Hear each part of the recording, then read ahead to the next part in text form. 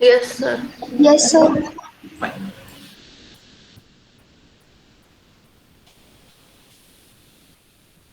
So I share my screen with you.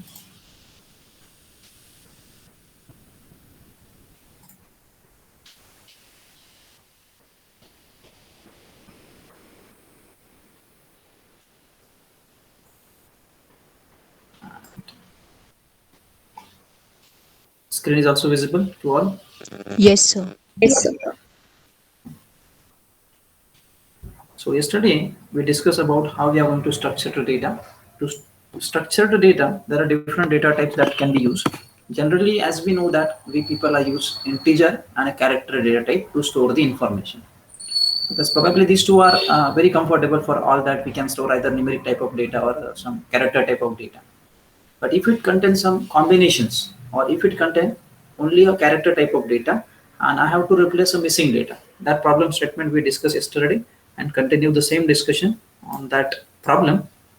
Let it be if I have this information in my relation or in my data set or in my data structure or in my array or in my structure, in any one of the data structure, this information is stored. I want to process this information, but the issue is that some data is missing inside that data set. So what are the alternatives are there that we can replace the data? So yesterday somebody said it's a central tendency. It's a very perfect answer sense. Using central tendency, we can do that. But as of now, we don't know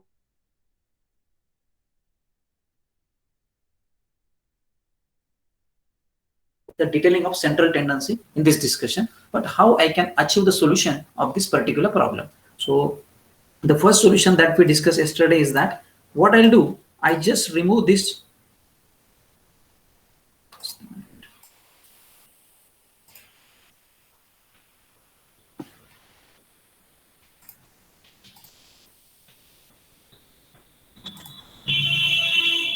So what I'll do, I just remove these two record from the relation, from the data set, from the data structure. So if I remove these two records, two tuples or two informations, then my database or my data set or the data structure is properly organized. It won't contain any kind of missing data. It won't contain any type of irrelevant data. But that is not always the good solution to remove the data from the data set. So we have to apply certain statistics so that the data is completely been filled with some information. So yesterday we discussed about this graph, that is, sorry, x and y quadrants are there, and we discussed this equation y equal to x. As soon as we substitute the value for x, we'll get the same value for y. A very simple equation, y equal to x. So when I use this equation, I'll get this, let's say 1 2 3 1 2 3 are three numbers that I'm going to use to store the value of the x inside it. So 1 2 3, these are the numbers. Generally, if I use this equation, then I'll get these 3 points, y equal to x, y equal to x. Now what will happen? It means that whenever the value of x is equal to 1, y is also 1. Whenever the value of x is 2, y is also 2. Whenever the value of x is 3, y is also 3. Now what we'll get? We'll get 2 points. X is 1, y is 1. X is 2, y is 2. X is 3, y is 3. So now I'll get this straight line. Now I'll get this straight line. Try to understand. This is the straight line I'll get. In this line, the points are there for x equal to 1, x equal to 2, x equal to 3. Now we will go into our problem that these numbers 1, 2, 3 is stand for a record. This 1, 2, 3 is stand for a record. Try to understand. A very simple concept, but need to understand properly so that it can be applicable for any kind of problem where the data is missing, where the data is not in a proper format. That data you can replace it. So this 1, 2, 3 number I'll assign to this, let's say, first attribute serial number. So now I'll assume that these are the numbers that I have, and this value I'll get in a straight line. Now I have to either find out the mean of that line or slope and intersect of that line. So you can either find slope of that line or you can find out intersect. Slope and intersect. So if you know the equation of line y is equal to mx plus c, then you can easily find out these two terminology, slope and intercept. Once I get the slope and intercept, it means that whenever a next point come in a line, whether it is on the line or it is not on the line. So for example, once I calculate the slope and intercept, I'll get some value for that. And when I plot a next point, that point may be at this location, that point may be at this location, maybe at this location, somewhere nearer to the line, but not on exactly on the line. So this is kind of a mathematical calculation where we arrange the data in a data set. So what I need to do, I need to calculate this difference from this line to the point which is plot on the graph. So I have to find out this distance which is nearest to the line. And then once I calculate all the distance, that is called as a correlation between the two variable. Correlation between this two variable. So this correlation is nothing but the distance from that center line to the point which has been plotted on a graph. So that distance we have to calculate for every point, and the distance which is very nearer, that is called as a correlation. That correlation we have to find out to find the missing data. Okay.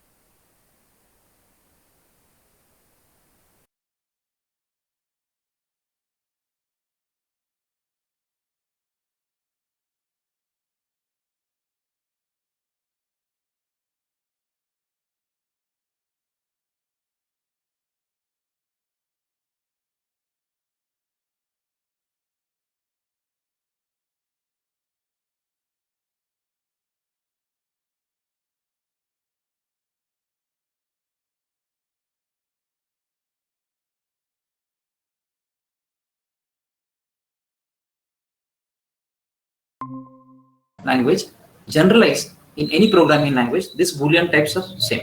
So 1 and 0 is true and false, 1 is true, 0 is false. Likewise we can return the data. For example, x is equal to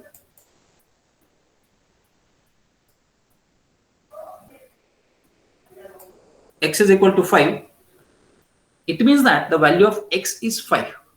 It is assigned to that variable, and I have to write such a program which return the value x is not equal to 5. So what sort of statement I can write to invert this x is equal to 5? I want to compare in a program x is not equal to 5. Initially what I write x equal to 5.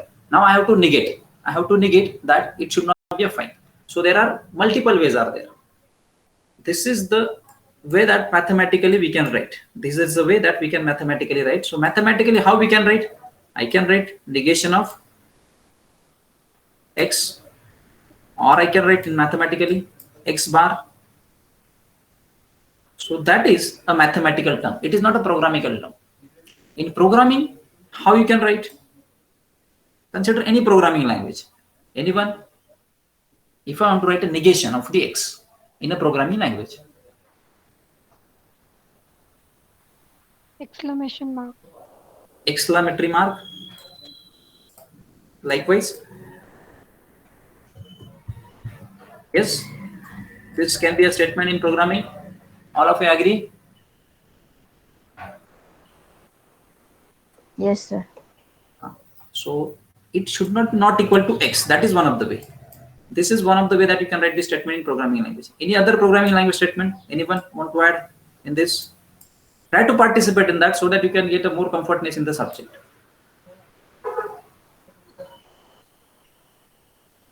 It should not be like a one-way communication. Just मैं बात कर रहा हूँ और आप लोग सुन रहे हो. So ये कुछ अलग type का discussion. Not x. Not x. So we can write like this. Not x. Very good. और कोई बताएगा? Other way से हम कुछ लिख सकते हैं. Any other programming language you use? I again just repeat the things. We know that Boolean variables to 1, 0, true and false. I just write a statement x equal to 5. In a mathematical manner, we can write not x, that is a negate x, or x bar, that is also the negation of x. This negation of x I want to write in terms of programming. So as per the programming language, syntax and syntactically it is different in each and every programming language. So this is one of the case that not equal x. Here also you can write not equal x. Not x. Any other way that we can write this statement? कोई बताएगा?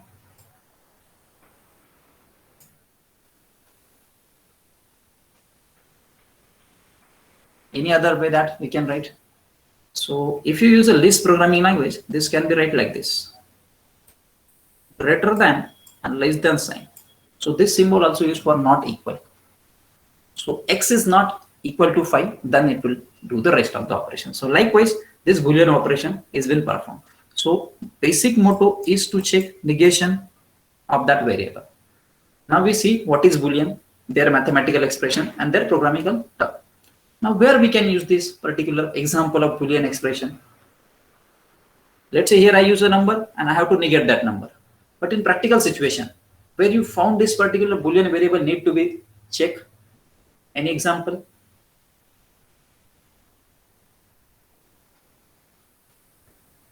Yes, anyone?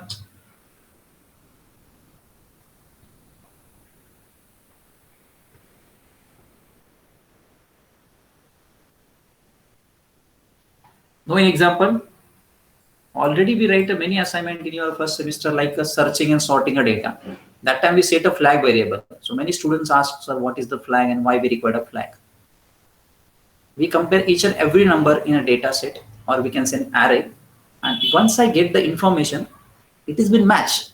If I want to search an element in a set, and if that number is get found in a list, it means that I get a result. So I have to set the value flag equal to 1. Once I get that value, I'll say to I get a result. So in such a scenario, we can use this Boolean type of variable when you want to search the information. Okay. Practically this example is there, and if I talk about any large application, so for example in the banking sector, if you not operate your account more than 6 months, then what will happen? It is get deactivated. What is the meaning of deactivated? It is just flip. There are two status: passive account and active account.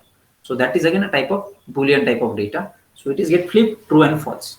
So I think it is clear now how and why Boolean variables are required. So if you have any doubt, you can ask.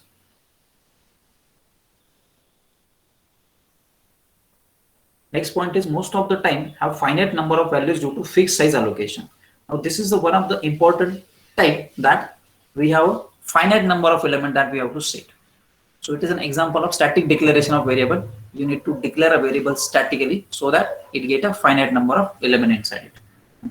And some languages, Java, Scala, support unlimited integer size. So Java support unlimited integer size. Python is also supported unlimited integer size. So I will check what is the size of my data type of the data. So let it be in a Java. If I want to check the size of, so before going to that, how many students know about the Java a little bit? कितने लोगों को जावा पता है programming language के बारे में? थोड़ा थोड़ा बेसिक थोड़ा सा. What about regular students? They are not been participate in any means of the session. Why? Why not participate? आपको समझ रहे हैं नहीं समझ रहे हैं? Only 3-4 regular students are give the answers. That same students are give the answer. Why about others? Are you not getting these things? This session is for all the students, not for the specific 10 and 12 students. Or should I randomly ask to the roll number particular so that that roll number will give the answer?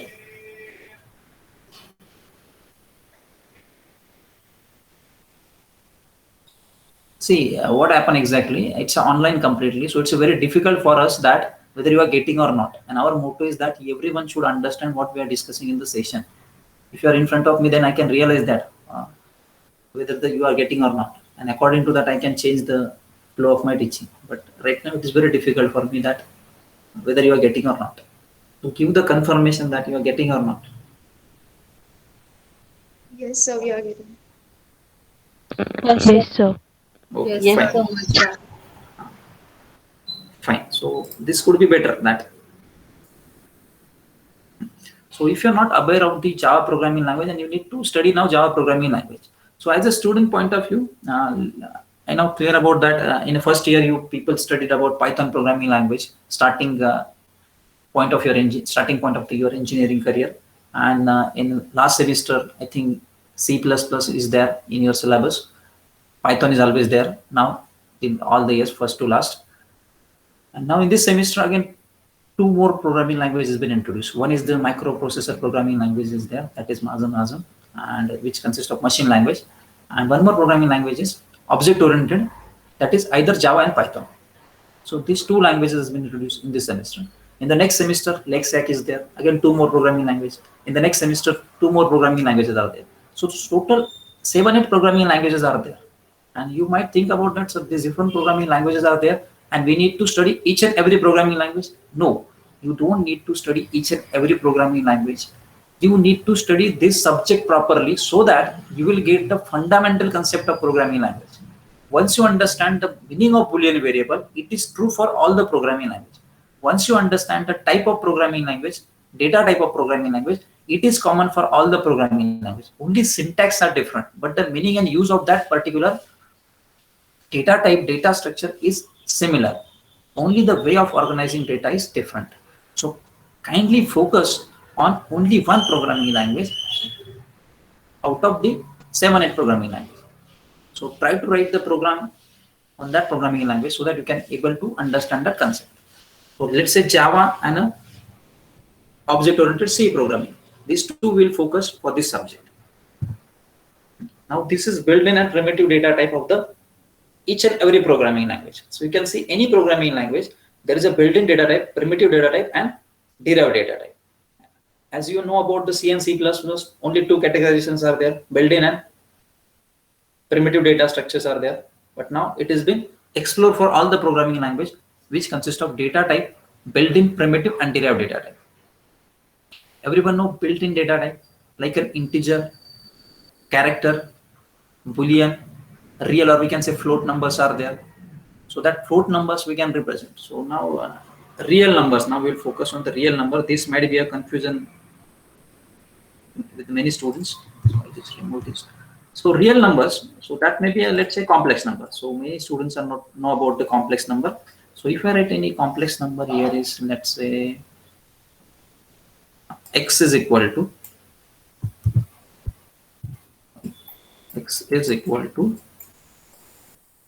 3 plus 4g. So this is my complex number. Complex number consists of two parts. One is, yes, anyone know about this now? One is real and other is Imaginary. So real is equal to 3. First part is real part and second part is imaginary part. So can we use this expression anywhere? आप लोगों ने अभी तक कहाँ पे use किया programming में ये पर्टिकुलर कंसेप्ट? यस, किसी ने नहीं किया होगा? Sure about that? No. Yes. I also design many projects, but I have never gone through this particular statement where we can solve the real and imaginary problems. In a mathematical term is there real and imaginary. Now why it is there in a syllabus or why it is in a compiler to add a real numbers, that is real and imaginary part. So real and imaginary part, this part we can separate out, this part we can separate out. But nowhere we can use this information to process the data in a programming language. So I have not seen any real-time example of this real and imaginary numbers. So we people are focused on the float numbers like 3.33. This is the real numbers for us. This is not a real and imaginary part for us as far as the developer point of view is concerned. So do not use this point anywhere or do not mention this anywhere as a real number. So consider this as a real number. Okay. So these are Boolean already discussed. Character is a data type where we can store the information in a character wise. So again, there is an example here we can take for a character as well. एक example अभी हम लेंगे यहाँ पे character का भी.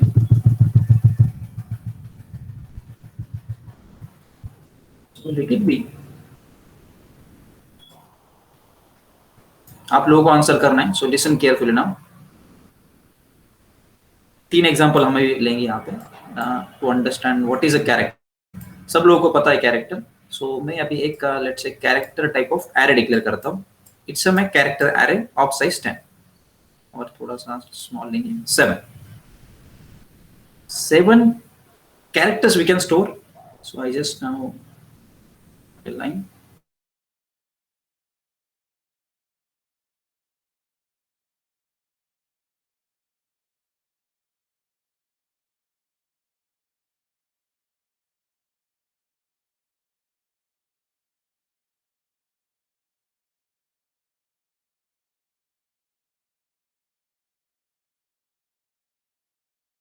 According to the index. So I just write the index in front of it. Okay, so it's a 7 characters we can store. Index is start from 0 always, and it reach to 6th index. So 7 characters that we can store. So once I write this declaration, the first row is being used for x. First row is being used for x, and here I can write this as GGSF, or instead of that, we can use the later. Let's say YY. Which is very easy to draw, so I just write the YY. So 3 characters I can write in a single quote. So it will be stored at this index. Yes or no? Yes. Now these 3 characters has been stored in a sequence, and I want to print. So what statement you can write? Print x. Print either if I use in C programming, printf %s, then name of the array. If I use C++, cout x, it will print this 3 characters. What about these spaces? Will they print or will not print? If there is nothing inside it, will they print or not print? So if I write a simple statement in C programming or either in Python, cout or print x, क्या print होगा? Triple Y. Y. What about these blank spaces? Will it be print or will not be print? उसके आगे होगा क्या? YY के आगे space होंगे कुछ हमारे पास जब हम प्रिंट करेंगे तब? No, sir. No. sir. So it will just print those data which is stored inside that character array. So remain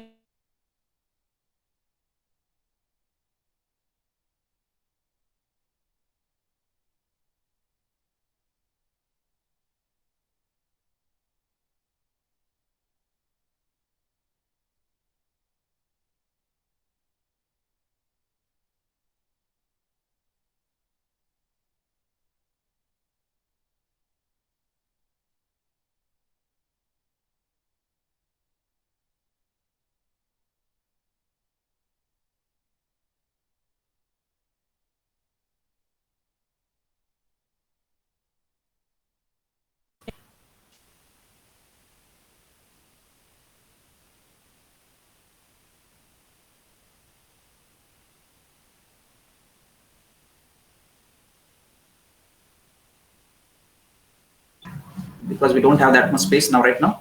So I just change the size 7 by 3. All agree this data is stored 21 locations, 7 into 3. So total 21 locations we can use from this. Now I will put the data over here. Let it be Y already we used. So now I will share. So now I will just write one character randomly at a particular index. So I want to print the value of this particular index. ये मुझे print करना है set. तो मेरा statement क्या होगा cout का? I just draw the structure. Already I know the index. क्या लिखना होगा cout पे मुझे? Anyone? X of 2 5. X of Y. X of Y. X of 2 5. 2 5. X of 2 5. All agree with this? Yes, sir. Yes, sir. So what it means now, it will print this Z. So if I use a single index, straightforward data is there and I can access the data. When we use the 2 indices, the data is in terms of matrix format, in terms of rows and columns table format. So that table we can utilize to retrieve the data. By using that table, we can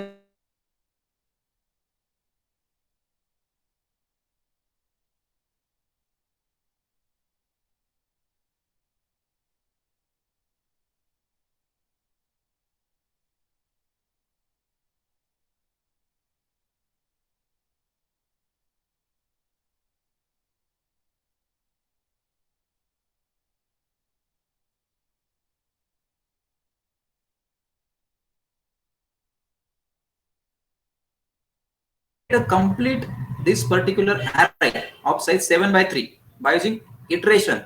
If I use a loop for I equal to 0, I want to start from 0, and at what point it will stop? When it reach to this location. So what conditions we need to write? Anyone? ये पूरा जब traverse होगा तो condition क्या check करना होगा यहाँ पे? I just want to traverse a complete data. यहाँ पे कंडीशंस क्या लिखना होगा फिर? X of I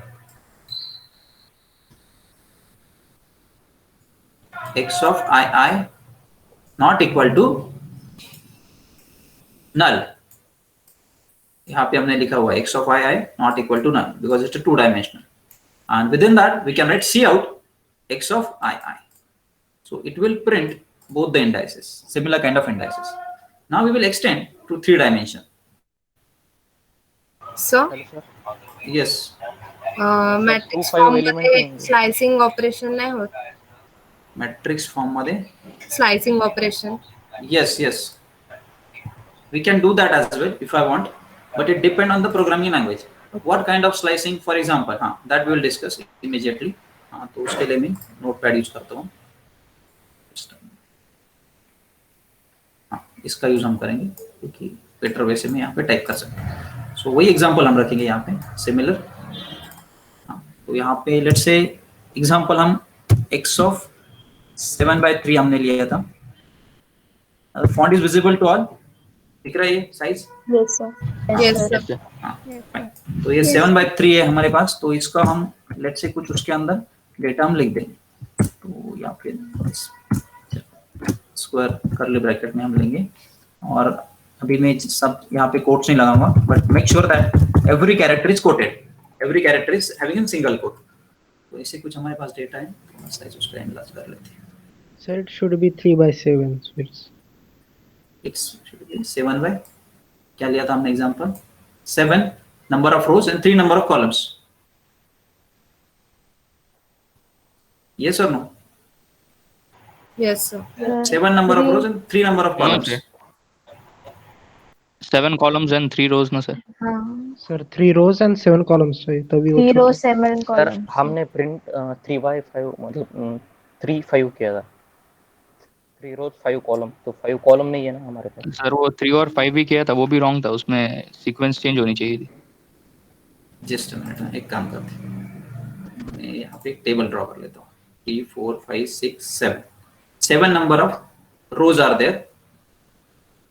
1 2 3 3 लेता हूँ हमने. ये इसको करेंगे, इसको मैं एनालाइज कर लेता हूँ, इसको अगले पेज पे ले लेता हूँ. तो this is my array. Now it's very easy for me to represent the data. अभी इसको कंटिन्यू करेंगे. So you can add what you want to say.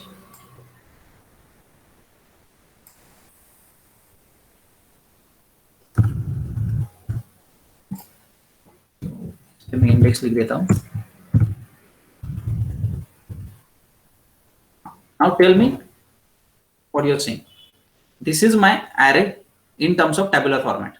तो इसको भी डिक्लेयर कैसे करना होगा? x of क्या लिखना होगा इसका declaration? 3 by 7. 3 by 7. Okay, just a minute. 3 by 7. 7. So 3 rows 7. yes. Okay, fine. वो पिछले एग्जांपल में yes. It is incorrect. Yes, we need to change. Sorry, it's my mistake. 3 by 7. So now, as I said, the 3 first y characters are there. Remaining are /0. I just write 2 3 /0. Remaining are again /0.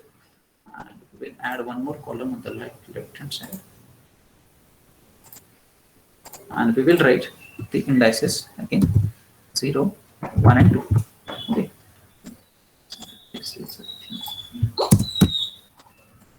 This is my index and this is my index. Now example is Z. So what is the statement I need to write? Cout to print the value at particular location. तो क्या लिखना होगा? X of 2/5. 2/5.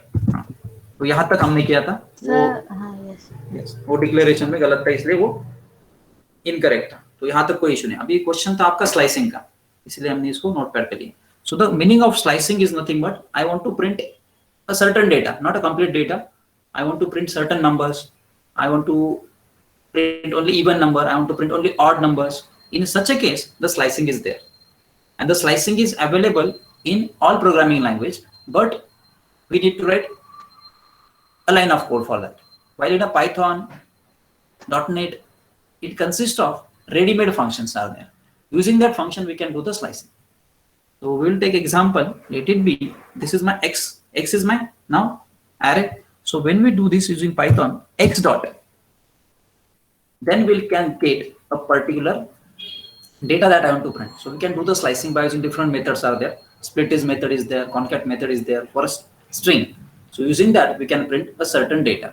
So let it be X, and I want to print only even numbers and odd numbers for all the data we have.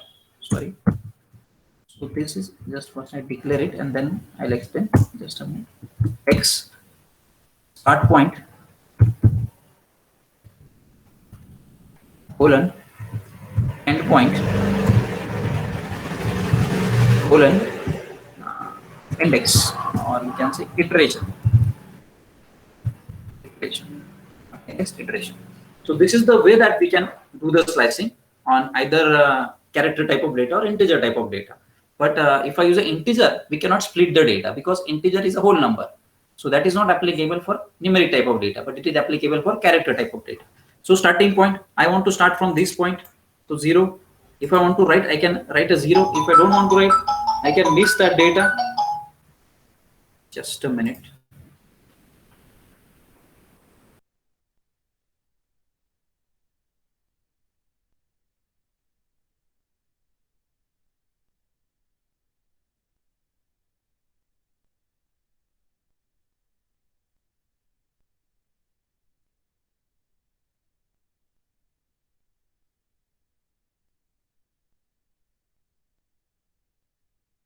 Okay, back to work.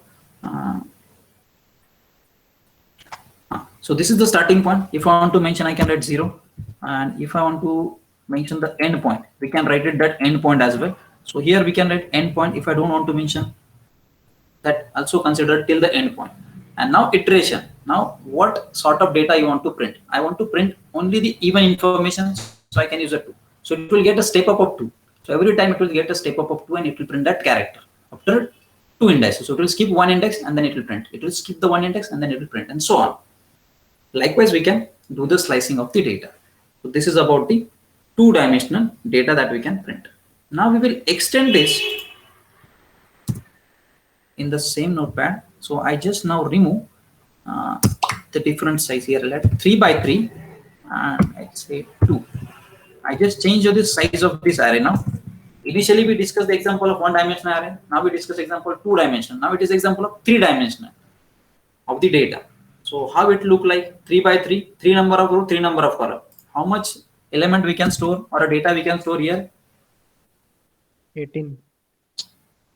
Yes, 3 into 3, 9. So it's like a complete multiplication, 3, 3, and it's a 2. 3 into 3 is 9 into 2. 18 elements we can store inside it. And when you write this data,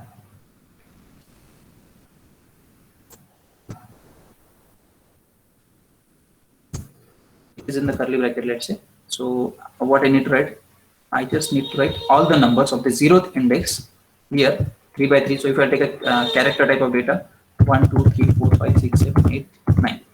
Okay, so this is the all in a single code.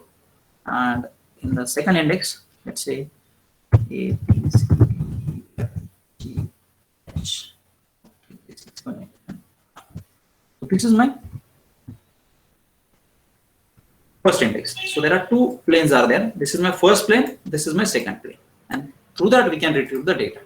So in this way, we can get the data of the different types. So I think it is clear for all. Yes, sir.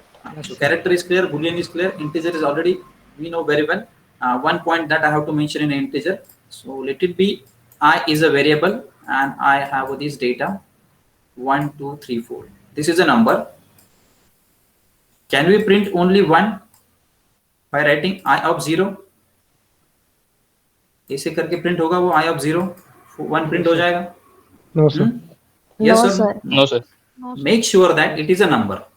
तो ये आपको ध्यान में रखना है. एक या दो क्वेश्चन इस टाइप के होते हैं MCQs में. They will be given the numeric type of data and will ask you to convert into some operations like in reverse or divide, split. Likewise, certain information is there and certain line of code is there. So this is not only for the examination point of view, it will be true for your placement point of view. You can refer the last 3-year Infosys InfoQ test. This type of question is always there, always one question on this on Infosys exam. So make sure that numeric number cannot be divided. It can be reversed, but it cannot be divided. It's a whole number. Whole number we cannot just print the first index, second index, and third. But if I write in a double quote, then it is possible because it's a string. String can be divided, string can be split, but number cannot be split. Now coming towards a primitive.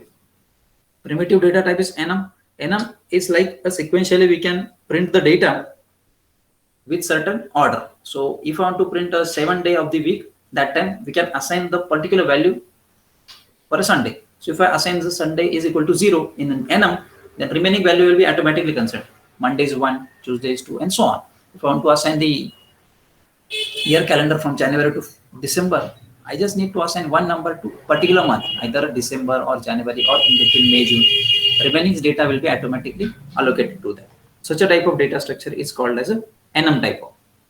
Array already we know, and structure is also. So anyone having doubt in this particular data types? No, sir. No, sir. So I think it No, is sir. good.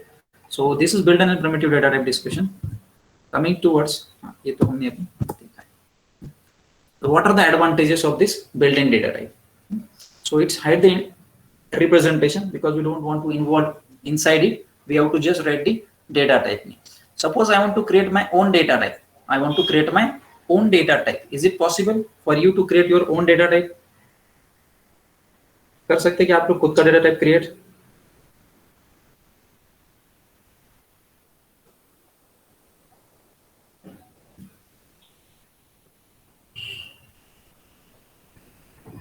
Sir मतलब class और वो भी data type ही तो वो create कर सकते हैं वैसा क्या? यूजर डिफाइन डेटा टाइप हो गया वो क्लास. इनबिल्ट डेटा टाइप हम क्रिएट कर सकते हैं क्या additional? No, sir. No sir, No, no sir. Sir, build नहीं कर सकते. So we cannot create an inbuilt data type, but we can use it and we can extend it that data type with a different program.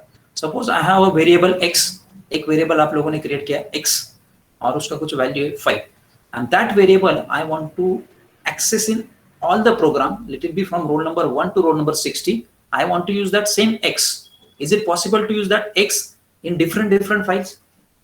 वो कर सकते क्या हम use?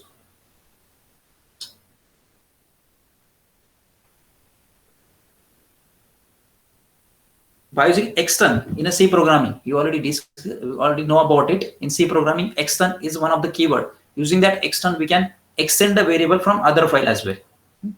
In Python also, it is possible to extend a variable, one variable in different file by using module. It depends on the programming language. So that is an accuracy control in a programming or built-in data types. Data aggregates and type of constructor. This is important topic from this unit, data aggregations and type of constructors. So anyone know about what are the type of constructor you know? किसी को कुछ पता है constructor के बारे में? कोई add करेगा?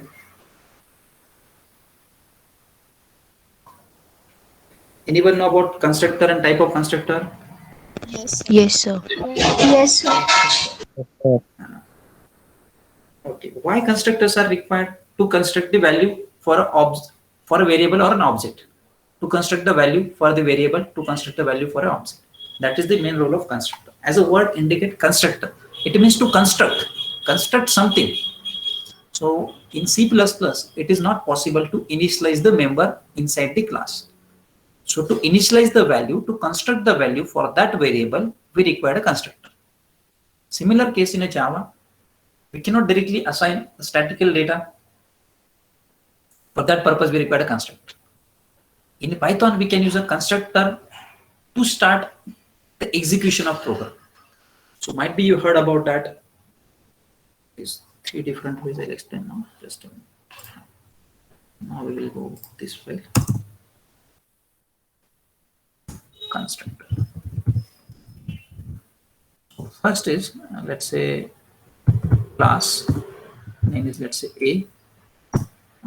Here I'll take the example of C++ and Python as well both, and we can write the access specifier inside the class, and we can write one member integer x.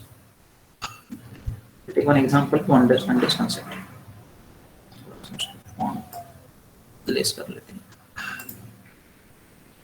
I think it is visible, integer x. And now I want to just print the value inside the main function. Let's see out.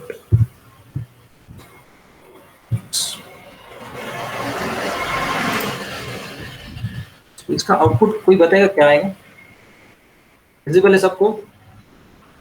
Yes, sir. Yes, sir. 10. No, sir, it's error.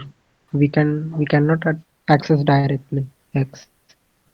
We cannot directly access x outside the class because it is a member of class. It is a member of class. Any data outside the class can be accessed by using class object. Okay, so I just make a modification. Now I say I create a class object. तो सबको समझ रहा है अभी कि ये data access नहीं होगा बाहर. Why? Because it's inside the class. So without object, data cannot be accessed. So object is must. So just I use one object, and now I'll write object.x. अभी क्या प्रिंट होगा?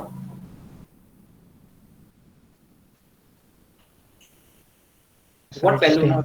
Now it will print 10. So I just complete the bracket this, and let's say print 10. So all agree with this? सबको agree है? Yes, sir. So one important aspect here I have to mention, this statement is an illegal statement. Illegal statement in a C++. We cannot initialize the member inside the class. If I want to assign the value to the variable, I cannot assign directly inside the class. I have to use a constructor. That is the role of constructor in a programming. In the object-oriented programming, not in the procedure-oriented, in the object-oriented. In the object-oriented, we require a constructor. So name of the constructor is same as a class. We do not have any return type. It's construct the value for the variable and it automatically calls. So what I need to do, I need to write x equal to 10. I just have to remove this from here. Now, once again, let me just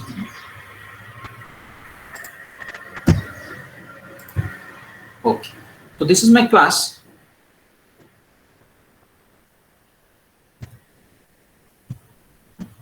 It is better. Class A, access specifier is public, declaration of x. I write a constructor A, x equal to 10, value is initialized to that variable, x equal to 10, create an object, and using that object, we can call the variable. Now what data it will print? अभी 10 print होगा इसका output. Yes or no? Yes, sir. Yes. Now it is perfect to print the value 10. How it will print a 10? That we will discuss now. Initially, I write a class A. Inside that variable is there. Variable, when I write a variable x,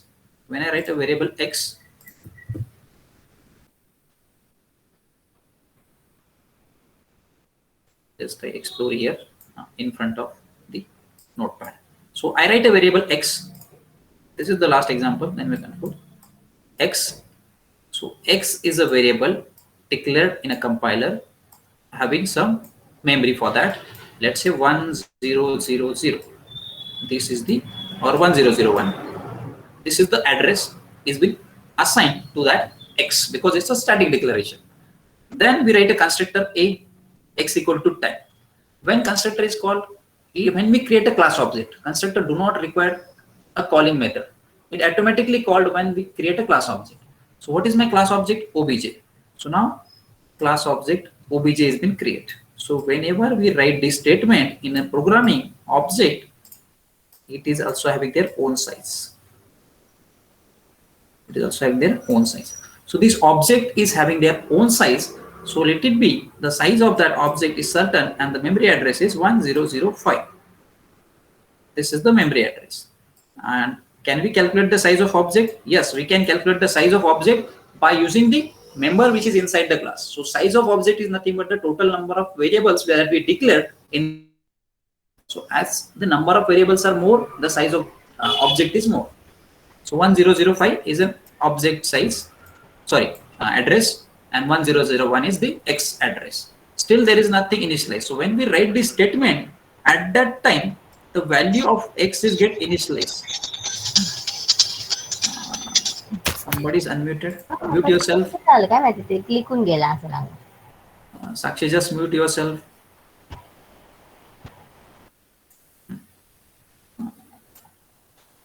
So X equal to 10. When we create a class object, that time this method is get called. And X is equal to 10 is get initialized. Now value is get stored inside the X. When we write this statement Obj, that time object is get created and get initialized with the variable X. So it means that under that object, X is there. Try to understand. Inside compiler, it will not look like this, but to understand the concept, I just represent this. Getting it now? X is 10, initialize the value, and now I can print obj.x, I'll get the data 10. If I write one more variable, let's say y, I write y equal to 40, and this will be extended to obj y. Now what will extend it? X and y is get declared. So y is one more variable. It has been having certain their address. Let's say 1010. It's a 1010. Now once we declare this, it won't get a data inside it. Then constructor is there, but it won't assign the value to the y.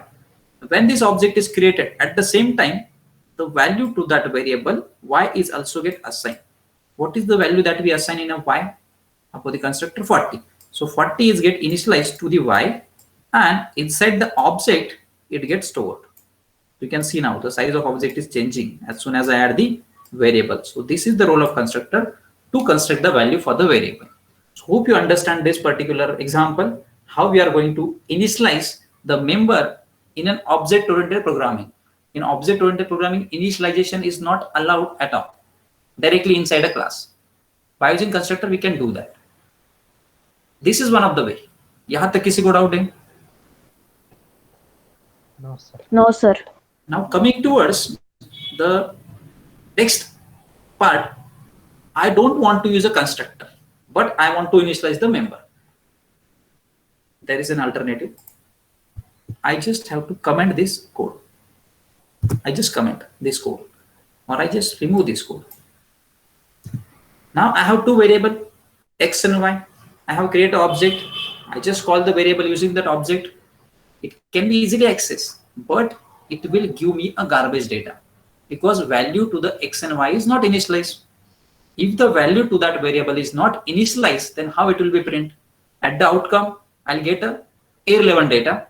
I'll not get a certain information which has been stored in a X and Y because X and Y is not initialized. So alternative is that you can write initialization in this way. And you can write initialization of Y in this way. So two ways are there, either by using constructor or by using in this way, but inside the main function, not inside the class. So these are the two ways that we can use a constructor. in a programming. Now coming towards, once you understand the constructor, then there are type of constructor. That we'll discuss in the next session. What are the different type of constructor, how the constructors are useful while writing the code. If constructor is not there, can we write a code? Yes. But if I write a constructor, how efficiently the program is working and how we can improve the writing of code. So up to this point, any question from your end? We'll take some 2 to 3 questions from your end if you have. Otherwise we conclude. किसी को कुछ doubts है?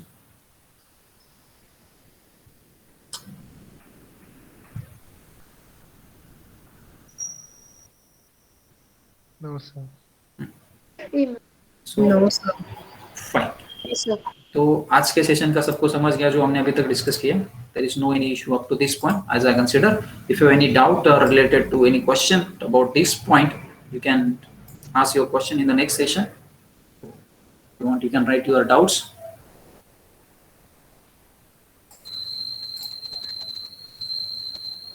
Somebody is right now joining. And one thing I have to mention, we have created one central link to all the students, and through that you can join the sessions. So what I observed in the last session, in the practical session, 2-3 anonymous students are joined. So do not share the link to any other students. It is get rectified and notified at our end. So make sure that do not share this link to any other students. So everyone put your attendance in the link mentioned here. Yes, sir. I think it is correct now today. There is no any. Yes, sir. Sir, Okay. thank you, sir. So yes, before going to conclude, one thing that do not leave this session. Sir will join the session. I think sir is joined or not till. Oh no, just a minute. Let me check.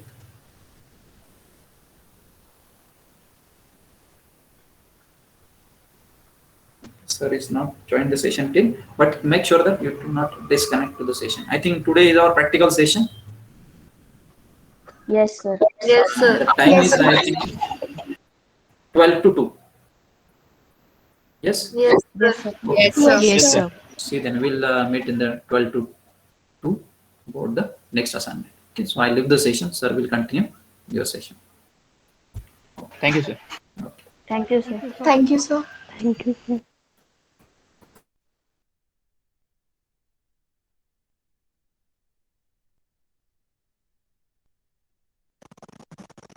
Hello. Yes, sir. Yes, sir. Voice Good clear है morning, मेरा? sir. Good morning. Yes, sir. Good morning, sir. Good morning, sir. Good morning. Good morning. Voice Good clear morning. है मेरा? कोई problem नहीं है? No, No, sir. sir. No, sir.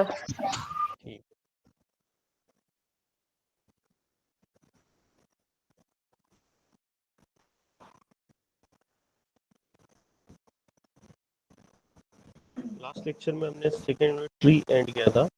Now we will start third unit, that is graph. Okay.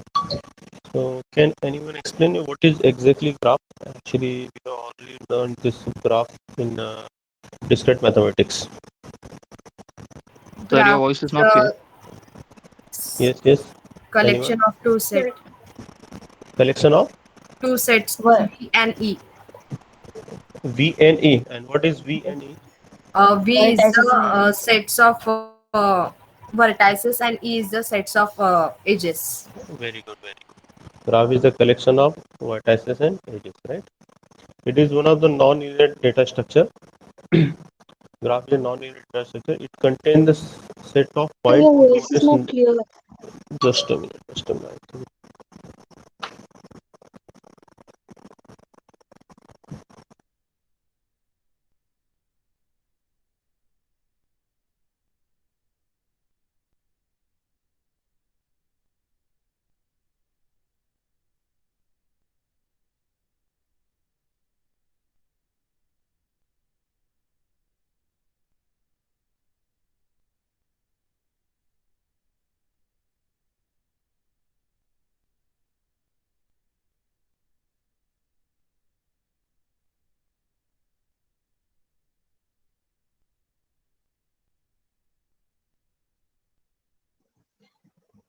Now voice is clear? yes, sir. Yes, sir. PPT visible है सभी को? Yes, sir. Yes, sir. Okay. So graph is a collection of nodes and edges in which nodes are connected with the edges. Okay. This is the simple example of the graph. Here A, B, C, D, and E are the nodes, and this one is the edges, right? So we will learn now graph terminology. What are the basic concept of graph? The first one is vertices. So individual data element of graph is called vertices. Vertex is also known as node. You can say it is known node. In above example, A, B, C, D are vertices, okay? Edges. To connect the two vertices, we use the line that is called edges, right? And edge is a connecting link between the two vertices. Edge also known as are edges are three types. Undirected, that means there is no any direction between the two vertices, right? Just like this. Okay. This is the direction, and this is the no direction, right? So this is called undirected edges. This one is called directed edges, and weighted edges. This just I write here three. So these types of edges are called weighted edges, right? Undirected graph, right? A graph with only undirected edges is also is said to be undirected graph. That means this is the undirected graph. Directed graph means what? A graph with only directed edges is said to be a directed graph. Just like this, this is the directed graph. Right?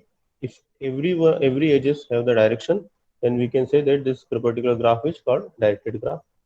Mixed graph. A graph with both undirected and directed edges is said to be mixed graph. So this one is directed and undirected graph. Means this C to D, D to E, and E to B is the directed, and A, B, A, D, and AC is not directed. Right. So this is called a mixed graph. End vertices point. The two vertices joined by edges are called end vertices of the right. Just like this. This one is A, and here is B. We join A to B. So this is the end point or end vertices. Origin. If a edge is directed, its first endpoint is said to be the origin. That means if edge is from A to B, so point A is the origin of that particular edges. Destination.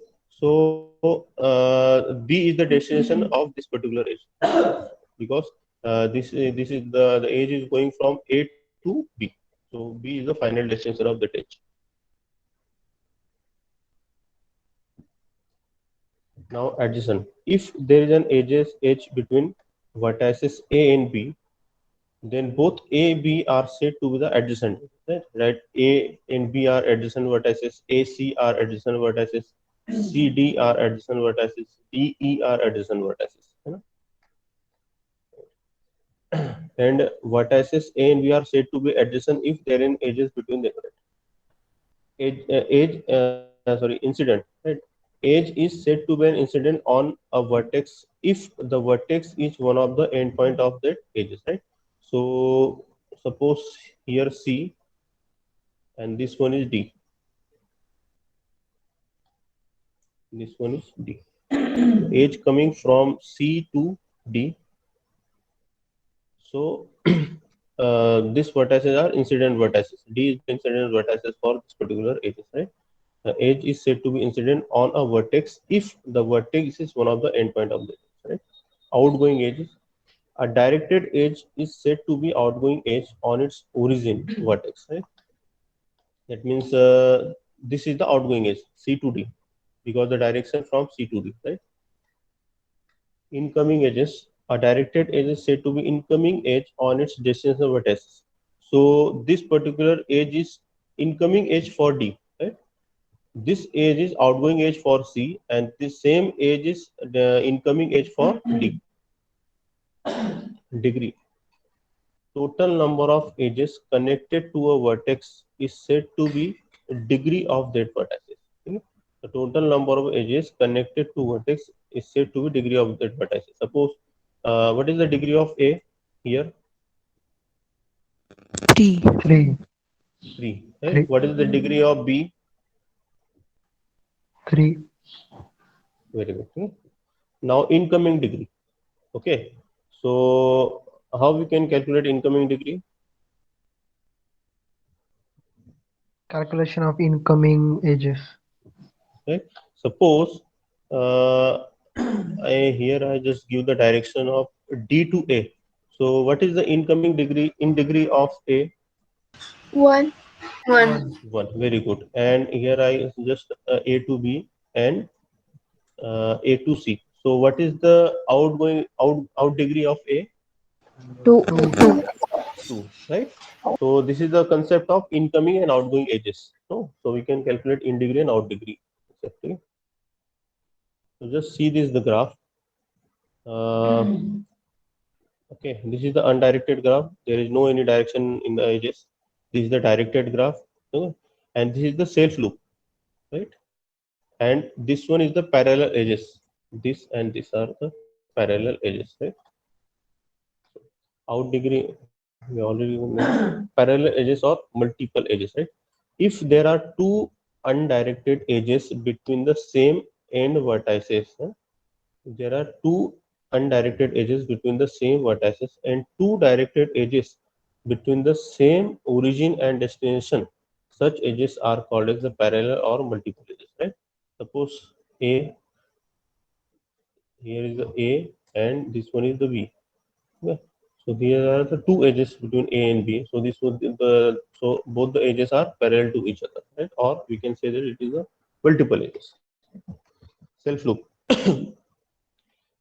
Edge is edge is a self loop if its two endpoints coincide with each other. Suppose here is the A and edges from A to A. So this is called self loop. Simple graph. A graph is said to be simple if there are no parallel edges and self loop. So this one is simple graph or not? Not, sir. Huh? Yes or no? No. No. Why? Why? No, sir. So yes, yes, yes. Sorry. No? There is no any self loop, right? And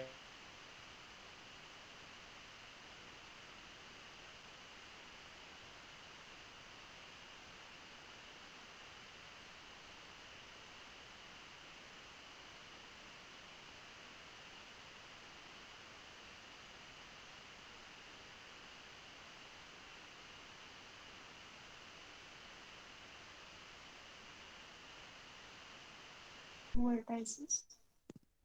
sorry, The edges between two vertices.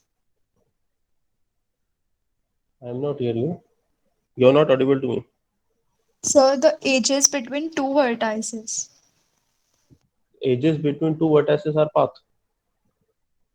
Anyone?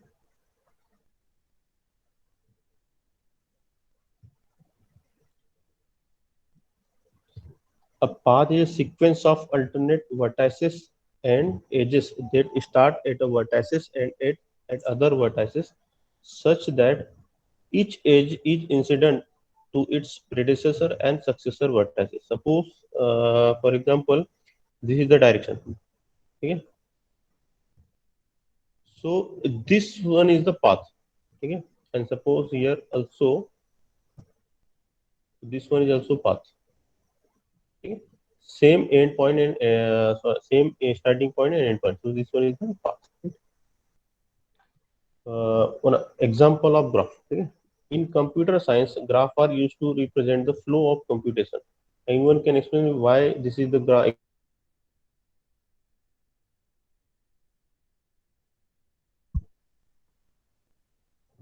You know the basic operation of computer? Anyone? Yes, listen.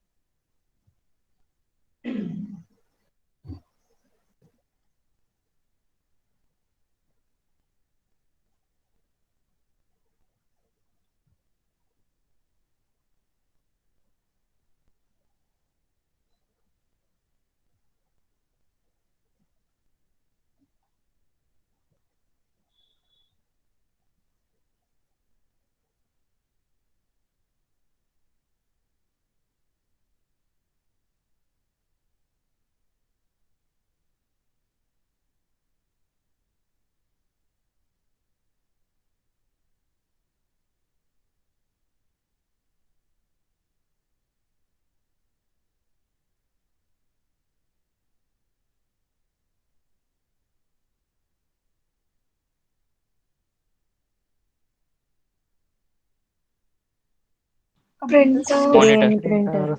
Display, Speaker. CPU, Speaker. sorry, monitor.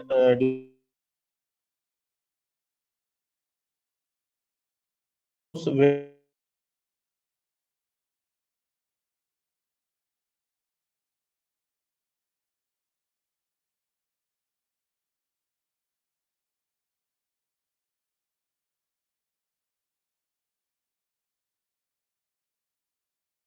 arithmetical logical unit,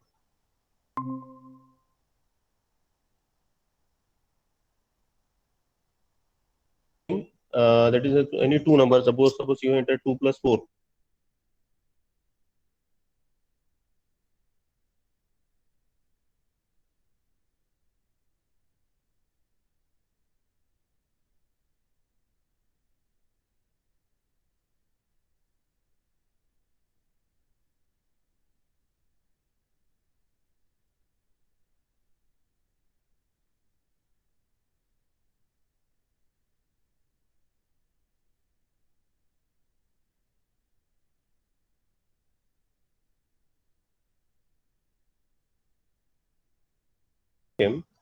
Facebook friend suggestion algorithm are the graph theory. Facebook is an example of undirected graph, right? Why it is undirected graph?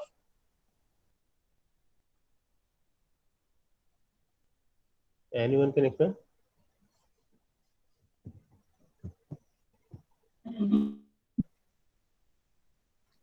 Hello? Because their communication is from both the